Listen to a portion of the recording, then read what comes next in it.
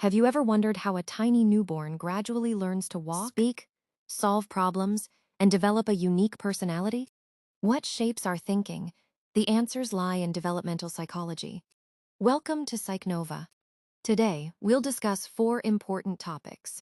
Introduction to developmental psychology. The definition of developmental psychology. Key principles of development. Okay, today we are going to learn about the introduction of developmental psychology. कि developmental psychology क्या है। Developmental psychology हमारे पास एक human development की एक ऐसी journey है जिसमें हम फिज़िकल, कॉग्निटिव, इमोशन और उसकी सोशल चेंजेस को थ्रू आउट उसकी लाइफ स्पेन में हम एक्सप्लोर करते हैं। बेसिकली इसको ऐसे समझ सकते हैं कि एक ह्यूमन की ग्रोथ और डेवलपमेंट किस तरह जो है वो नरिश कर रही है, उसमें क्या क्या प्रॉब्लम्स आ रही हैं, ठीक है। और एक्चुअली में अकॉर्डिंग टू इस हर ऑन एज किस तरह होनी चाहिए, वो सब हम इंट्रोडक्शन टू डेवलपमेंटल साइकोलॉजी में देखते हैं। बेसिकली इस फील्ड का मकसद यही है कि एक इन्फेंसी से अडल्टहुड के दरमियान इंसान अपने आप को किस तरह डेवलप करता है, किस तरह उसके अंदर चेंजिंग्स आती हैं। नेक्स्ट अगर हम बात करें कि डेवलपमेंटल साइकोलॉजी को किस तरह डिफ़ाइन किया गया है, तो उसमें डेवलपमेंटल साइकोलॉजी हमारे पास एक साइंटिफिक स्टडी है। साइकोलॉजी की कोई भी फील्ड है तो उसमें साइंटिफिक स्टडी क्यों इन्वॉल्व है, क्योंकि साइंटिफिक स्टडी में हमारे पास एक्सपेरिमेंट और ऑब्जर्वेशन आती है। ऐसी स्टडी जिसमें एम्पेरिकल मेथड यूज़ किए गए, ठीक है। बिकॉज इसमें मैथमेटिकल नहीं होता, चीज़ें एम्पेरिकल फॉर्म में होती हैं, एक्सपेरिमेंटल बेस्ड होती हैं, ठीक है, रियलिटी बेस्ड होती हैं। आपके पास एक्सटर्नल वैलिडिटी ज़्यादा होती है as compare to internal validity. Internal validity से रिलेटेड भी कई एक्सपेरिमेंट्स हैं जो कि साइकोलॉजी की फील्ड में काफ़ी ज़्यादा इन्वॉल्व है, लेकिन एक्सटर्नल वैलिडिटी भी रियल लाइफ सेटिंग्स में हम डेवलपमेंटल साइकोलॉजी को किस तरह देखने में जा सकते हैं। ह्यूमन हमारे पास इसकी सबसे बड़ी एग्जाम्पल है। ह्यूमन में उसकी नेचर और उसकी नर्चर को जिस तरह हम देखते हैं, उसकी कंटिन्यूटी और स्टेजेस को किस तरह देखते हैं, यूनिवर्सलिटी वर्सेस डाइवर्सिटी को, हमारे पास नेचर वर्सेस नर्चर के बाद कंटिन्यूटी वर्सेस स्टेजेस। कंटिन्यूटी क्या है?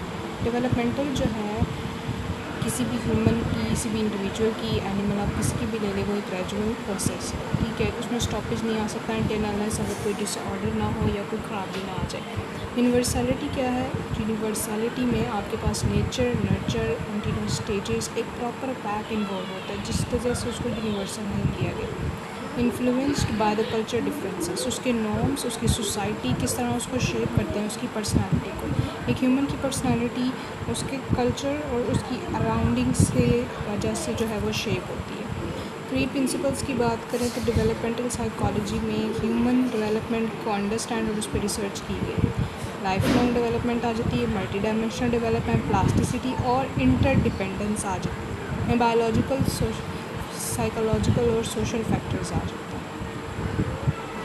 स्टेजेस में हमारे पास इन्फांसी, अर्ली चाइल्डहुड और मिडिल चाइल्डहुड की बात करें तो कॉग्निटिव हमारे पास एक पूरा systematic way through which we see how we think, reason and solve a problem. पियाजी की थ्योरी के बारे में बात करें तो पियाजी टेल्स के हम एक बच्चा जो है वो किस तरह से एक्सप्लोरेशन और इंट्रैक्शन करता है इन्वायरमेंट में।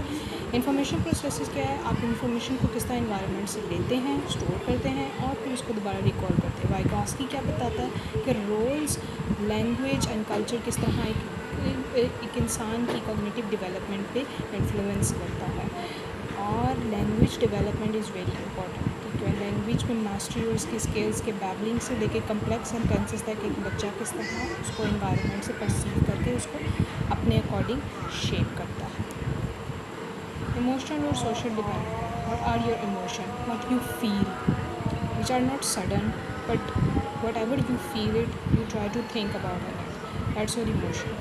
एंड सोशल, जो भी आपकी डेली लाइफ इंट्रैक्शंस होती हैं, how you communicate with people involve, किस तरह डेवलपमेंट होती है। बाय अटैचमेंट, जो लोगों से आप मिलते हैं, आप इन्फेंट्स जो हैं केयर गिवर्स के साथ जब उनकी बॉन्डिंग बनती है तो उनकी सोशल और इमोशनल डेवलपमेंट होती है। टेम्परामेंट्स आ जाते हैं, ठीक है, आपके डिफरेंट बिहेवियरल साइड और इमोशनल रिएक्टिविटी है।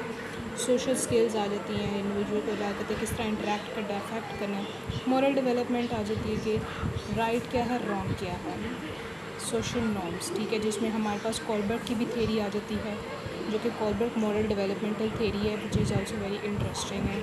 I will also make a video में ताकि आप लोगों को उसको समझा सकूँ। So that's all Share for and today. subscribe to